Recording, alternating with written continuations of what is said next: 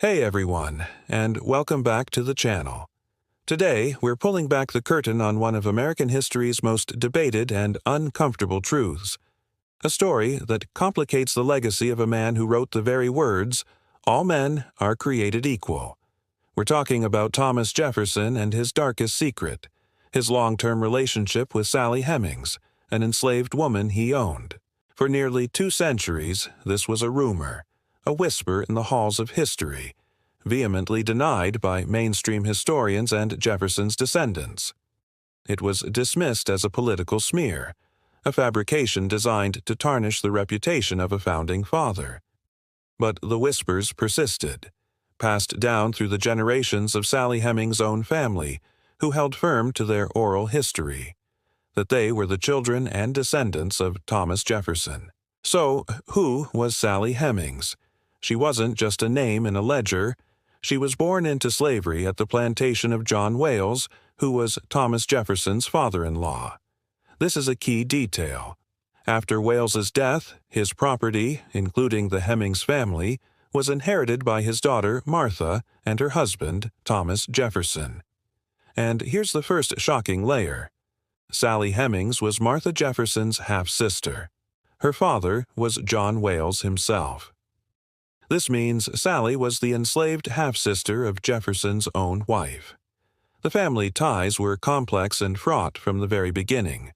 The story takes a pivotal turn in 1787. A 14-year-old Sally Hemings was sent to Paris to serve as a companion to Jefferson's young daughter, Polly. Jefferson was serving as the U.S. minister to France at the time. Now, under French law, Sally was technically free. She could have petitioned for her freedom and remained in Paris. According to the account of her son, Madison Hemings, it was during this time in Paris that the relationship between the widowed Jefferson, then in his mid-40s, and the teenage Sally began.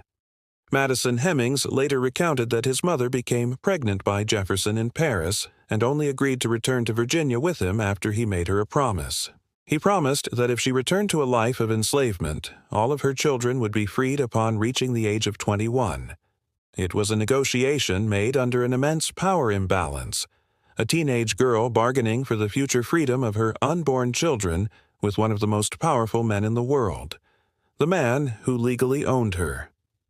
She returned to America, and back at Monticello, the relationship continued for nearly 4 decades.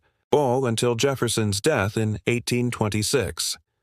Over the years, Sally Hemings gave birth to at least 6 children. While some died in infancy, 4 survived into adulthood: Beverly, Harriet, Madison, and Eston. And here's where the evidence starts to mount. All of them were recorded as being light-skinned. So light, in fact, that Beverly and Harriet were able to leave Monticello and pass into white society, never to be heard from again. Jefferson was meticulous in his record-keeping, documenting everything from the weather to his crop yields in what are known as his farm books. When you look at these records, a telling pattern emerges. Jefferson was present at Monticello 9 months prior to the birth of each of Sally Hemings' known children. He also, true to the promise his son Madison claimed he made in Paris, quietly granted freedom to all of Sally's surviving children. Harriet was allowed to walk away in 1822. Beverly had done the same earlier that year. Madison and Eston were the only slaves Jefferson explicitly freed in his will. Sally Hemings herself was not formally freed in the will, but she was given her time by Jefferson's daughter, Martha, and lived out her final years as a free woman in Charlottesville with her 2 sons.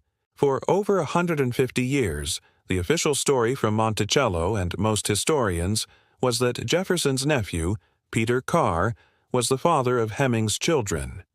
It was a convenient explanation that preserved Jefferson's pristine image. But the oral history of the Hemings family never wavered. They always knew and passed down the truth. Then, in 1998, science intervened. DNA testing was conducted, comparing the Y chromosome of a male descendant of Eston Hemings with male line descendants of the Jefferson family. The results were a bombshell. The DNA proved a match. It definitively showed that a male from Thomas Jefferson's paternal line fathered Eston Hemmings.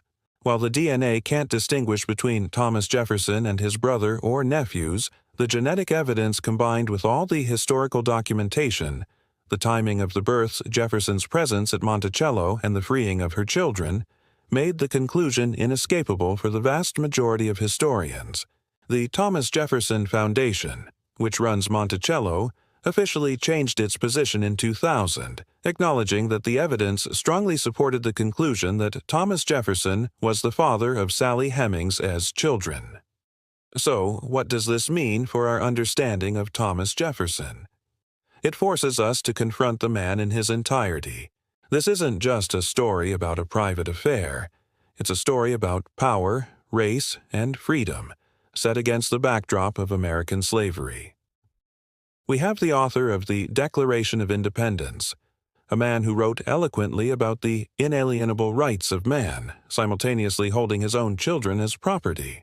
It is profoundly challenging to reconcile the philosopher of liberty with the man who participated in and benefited from the institution of slavery in such a personal and intimate way. Sally Hemings was not his equal partner. She was his property. She couldn't consent in the way we understand it today. Her story highlights the brutal hypocrisy at the heart of the nation's founding. It reveals the deep and painful contradictions that these revered figures lived with every single day. Today, Monticello has made incredible strides to tell this story fully and honestly. They now have exhibits dedicated to Sally Hemings and the lives of the hundreds of other enslaved people who lived, worked, and died on that mountain. They are giving a voice to those who were silenced for centuries. The story of Jefferson and Hemings is no longer a secret, but a central, if difficult, part of the American narrative. It reminds us that our heroes are rarely perfect, and that history is often far more complex and uncomfortable than the simple stories we're taught in school. It's a story that forces us to ask tough questions about legacy, memory, and the very foundations of our nation. Thank you so much for joining me on this deep dive into a really complicated piece of history. If you found this interesting and want to explore more hidden stories from the past, please hit that like button and consider subscribing to the channel. It really helps us keep making content like this. We'll see you in the next one.